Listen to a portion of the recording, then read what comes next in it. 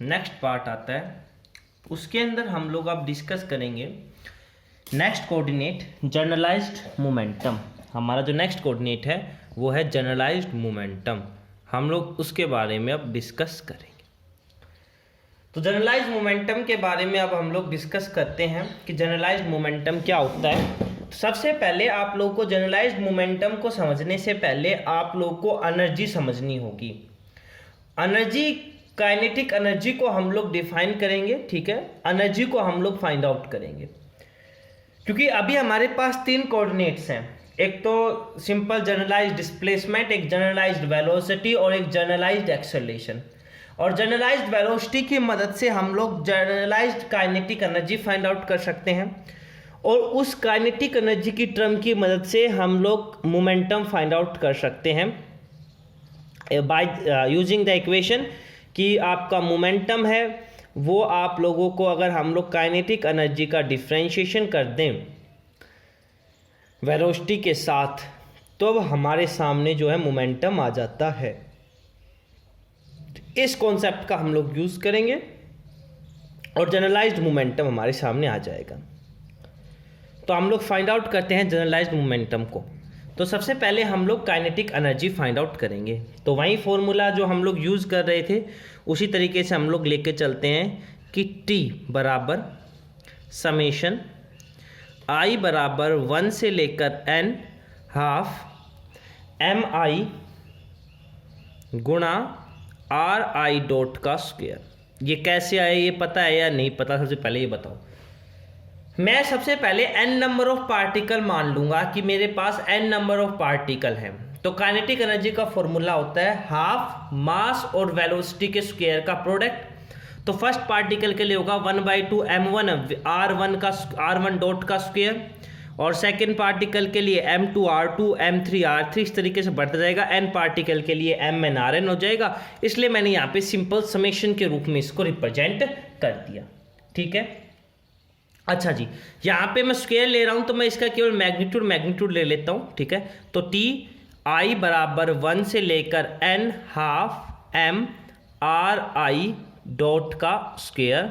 और अब मैं इसको थोड़ा और सोल्व करता हूँ। समेशन I बराबर 1 से लेकर n हाफ m, इस RI डॉट को मैं कुछ इस प्रकार से लिख सकता हूँ कि भैया RI vector dot RI vector dot product इसलिए ली क्योंकि यहाँ से हमें एक स्केलर क्वांटिटी मिलेगी। अब RI डॉट की वैल्यू उठा के आप लोगों ने पुट करनी है, उसको सिंपली सोल्व करना है और कुछ नहीं करना। तो RI डॉट की वैल्यू उठा के यहाँ पे मैं पुट करता हूँ। समेशन I बराबर 1 से लेकर n half m, RI dot की वैल्यू क्या होगी? समेशन, मैं यहाँ पे I लिया था, यहाँ पे एक तरफ J ले लूँगा, एक तरफ K ले लूँगा। J बराबर 1 से लेकर 3n partial differentiation of RI with respect to QJ गुणा में QJ का फर्स्ट डिफरेंशिएशन, ठीक है, time derivative of QJ plus में partial differentiation of RI with respect to time. फिर इसकी एक और मल्टीप्लाई कर दो कि समेशन K बराबर 1 से लेकर 3n partial differentiation of RI with respect to QK गुना में QK dot plus partial differentiation of RI with respect to time. ये हो जाएगा आप लोग का इसका दूसरा। अब आप लोग क्या कीजिए, इसकी सिंपली इसके साथ मल्टीप्लाई कीजिए और इनको अलग अलग लिखिए, और आपके सामने जो इक्वेशन आएगी वही आप लोगों की काइनेटिक एनर्जी होगी। तो देखते हैं क्या कुछ बनता है क्या नहीं बनता। T kinetic energy is equal to summation I बराबर 1 से लेकर n half MI, sorry MI तो मैं भूल ही गया यहाँ पे I लगाना, तो MI इसको मैं बाद में लिखूंगा। पहले हम लोग सोल्व करेंगे इन टर्म्स को। पहली वाली टर्म उठाता हूं मैं, ये वाली टर्म, इस वाली टर्म की मल्टीप्लाई इस वाली टर्म के साथ और फिर इस वाली टर्म के साथ करता हूं। तो मल्टीप्लाई करते हैं। समेशन J बराबर 1 से लेकर 3n समेशन K बराबर 1 से लेकर 3n। अब देखो इस वाली टर्म की मल्टीप्लाई इस वाली टर्म के साथ, तो आएगा partially differentiation of RI with respect to QJ गुना में QJ डॉट गुणा में partial differentiation of RI respect to QK dot और गुणा में QK डॉट। यही आएगा या नहीं आएगा? सबसे पहले ये बताइए। यही आएगा। प्लस अब इस चीज़ की मल्टीप्लाई इसके साथ कर दो, तो एक समेशन आएगा, समेशन जे बराबर 1 से लेकर 3n, और यहाँ से क्या आएगा, partial differentiation of R I with respect to Q J गुना में क्यू जे डॉट, और गुना में किसके साथ आ जाएगा, partial differentiation of R I with respect to time. ये आ गया। अब इस चीज़ की मल्टीप्लाई फर्स्ट इससे, सेकंड फिर इससे, तो फर्स्ट जब मैं इससे मल्टीप्लाई करूँगा तो आएगा समेशन के बराबर 1 से लेकर 3n partial differentiation of R I with respect to Q K, गुणा में आएगा क्यू के dot plus partial differentiation of R I with respect to time. इसके हम लोगों ने मल्टीप्लाई, प्लस नहीं मल्टीप्लाई में आएगा ये। अब इसके साथ मल्टीप्लाई करूँगा तो partially square are I with respect, sorry इस पूरे का स्क्वायर आ जाएगा, सॉरी स्क्वायर आ जाएगा।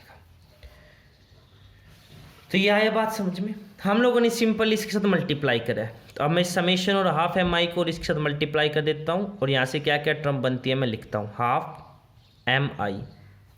अब मैं ये 3 समेशन आ जाएंगे, ठीक है, एक समेशन, 2 समेशन, 3 समेशन, एक समेशन आई बराबर 1 से लेकर n, एक समेशन जे बराबर 1 से लेकर 3n है, और एक समेशन के बराबर 1 से लेकर 3n है।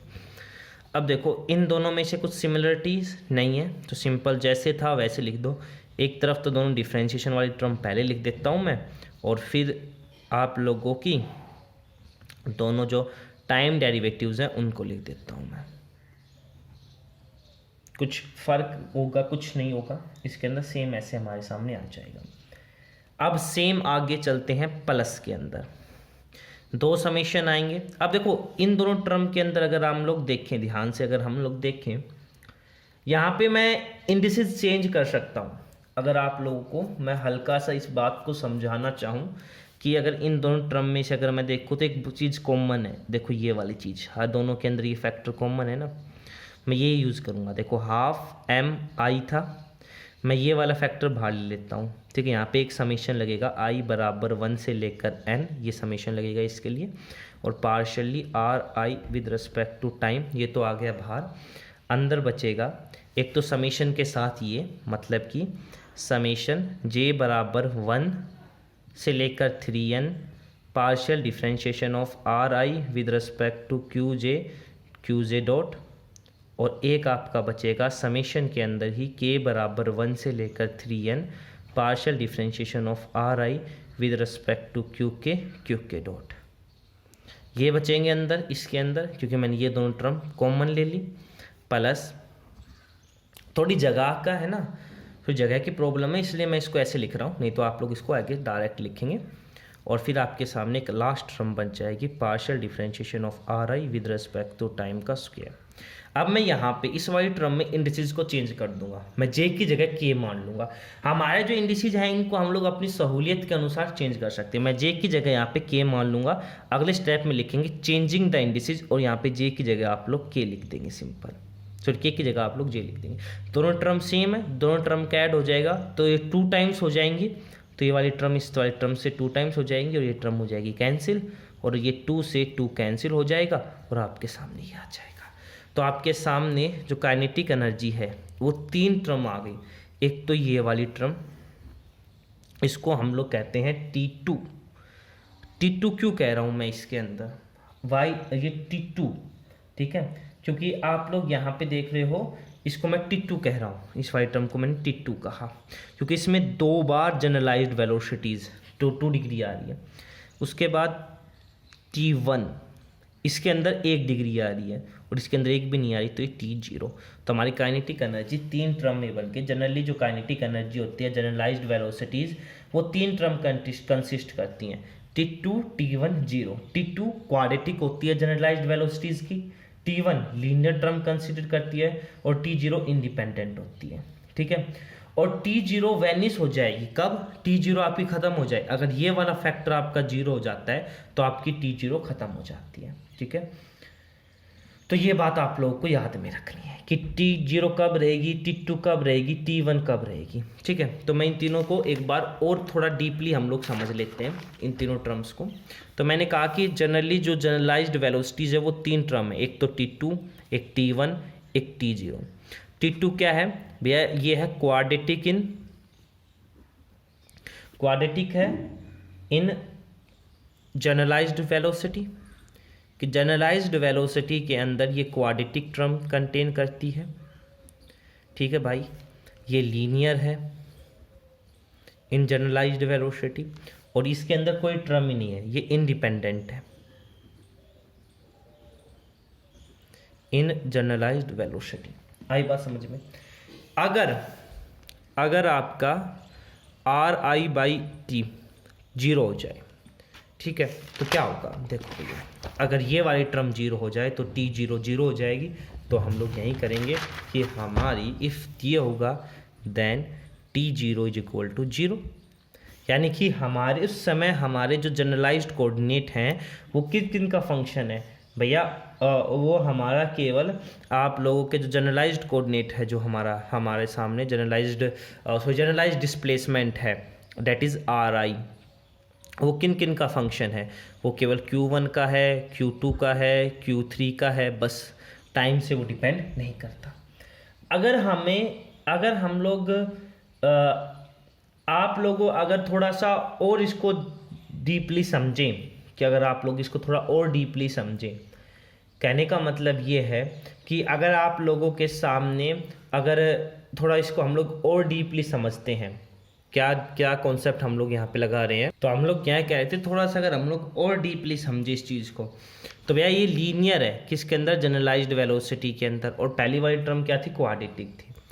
तो डीपली अगर हम लोग थोड़ा और इसको समझें, तो अगर ये ऐसा हो रहा है तो हमारा जो नेट काइनेटिक एनर्जी है वो केवल 2 काइनेटिक एनर्जी का सम हो जाएगी। मतलब कि इस कंडीशन के ऊपर ऐसी काइनेटिक एनर्जी की कोई टर्म नहीं होगी जो इंडिपेंडेंट होगी जनरलाइज्ड वेलोसिटी के। ठीक है, तो कई बार पूछ लिया जाता है कि उस कंडीशन को, वो कंडीशन बताओ जिस कंडीशन के अंदर हमारी जो काइनेटिक एनर्जी है वो जनरलाइज्ड वेलोसिटी के ऊपर डिपेंड करे, यानी कि उसके अंदर ऐसी कोई भी टर्म ना कंटेन करे जो इंडिपेंडेंट हो, तो वो कंडीशन हो जाएगी ये। ठीक है, अब इसके बाद हम लोग जनरलाइज्ड मोमेंटम के लिए ट्रांसफॉर्म इक्वेशन फाइंड आउट करते हैं। तो T हम लोगों ने निकाल लिया। ठीक है, ये तो एक स्पेशल केस हो गया था, इसको हम लोग बाद में डिस्कस कर रहे थे। हम लोगों ने जो T निकाला है वो हमारा वास्तव में 2 सम है इनका, 2nd डिग्री, 1 डिग्री और इंडिपेंडेंट का। अगर अब मुझे मोमेंटम निकालना हो कि मोमेंटम क्या होगा, तो अगर आपको मोमेंटम निकालना है, we have to find linear momentum. ठीक है, और हमारा जो मोमेंटम है, अब हम लोग को मानना है we have to find linear momentum.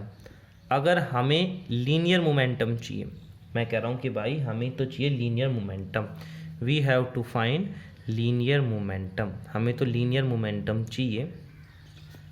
Then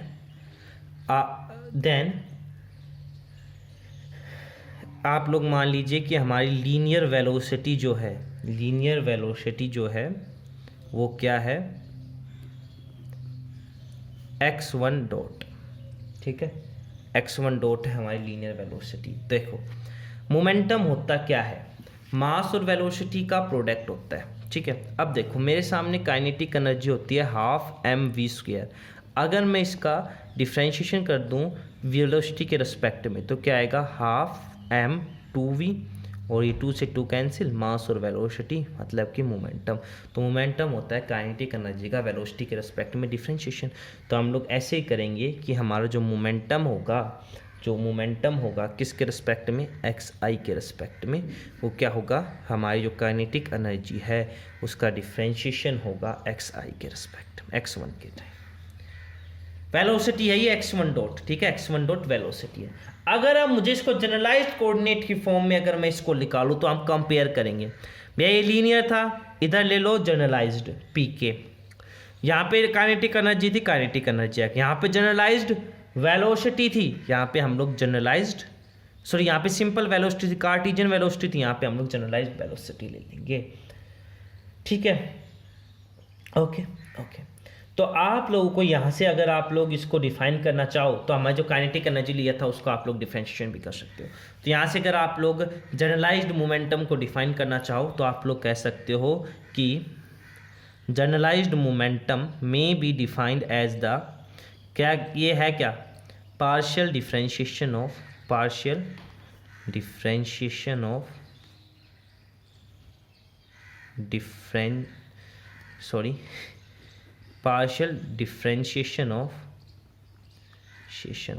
थोड़ा है ना स्पेलिंग मिस्टेक पर ध्यान मत देना क्योंकि स्पेलिंग मिस्टेक हो ही जाती है हल्की फुल्की, उसके लिए माफ़ी चाहेंगे। Partial differentiation of kinetic energy T with respect to Q के डॉट। क्लियर? ओके, तो ये था हमारा जनरलाइज्ड मोमेंटम। अब यहीं तक आप लोगों को याद रखना है, ठीक है। इसके बाद अब नेक्स्ट जो आर्टिकल आता है, नेक्स्ट दो और बच जाते हैं, जनरलाइज्ड फोर्स और जनरलाइज्ड पोटेंशियल, उनको हम लोग आगे डिस्कस करते हैं। Thank you.